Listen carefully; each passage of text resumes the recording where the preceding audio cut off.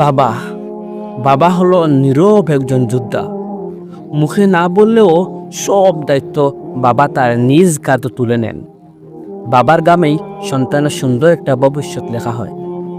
বাবা নিজের স্বপ্নগুলা ত্যাগ করে সন্তানের বিশাল বিশাল স্বপ্নগুলা বাবা একমাত্র পূরণ করেন। তিনি হলেন বাবা।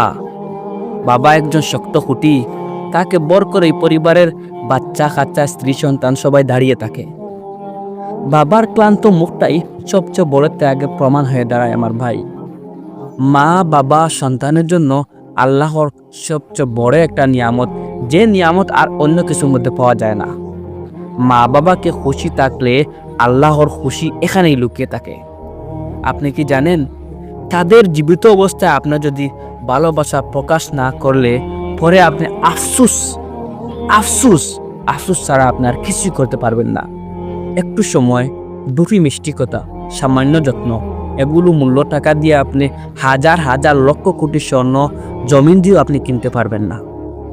মা বাবাকে সম্মান করা শুধু দায়িত্ব নয়, এটা একটা ইবাদত, এটা একটা আল্লাহর স্বর্ণকারের ইবাদত।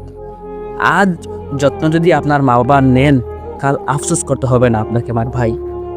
মা বাবা আছেন, এটাই আপনার জীবনের সবচেয়ে বড় একটা নিরাপত্তা। এই নিরাপত্তা কখনো আপনাকে কেউ দিতে পারবে না। যতদিন মা বাবা আছেন তাদের আঁকড়ে ধরুন, তাদেরকে ভালোবাসুন, তাদেরকে শ্রদ্ধা করুন। কারণ মা বাবা যদি একবার হারিয়ে যায়, পৃথিবীর সব কিছু থাকলেও এই মা বাবার শূন্যতা কখনোই পূরণ করতে পারবেন না।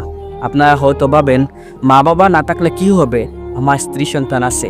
আমার ভাই, আপনার যদি মা বাবা না থাকেন, আপনার এই মা বাবার শূন্যতা আপনার স্ত্রী কখনোই পূরণ করতে পারবে না। সুতরাং স্ত্রীর জন্য মাকে বাবাকে বৃদ্ধাশ্রমে পাঠাইবেন না।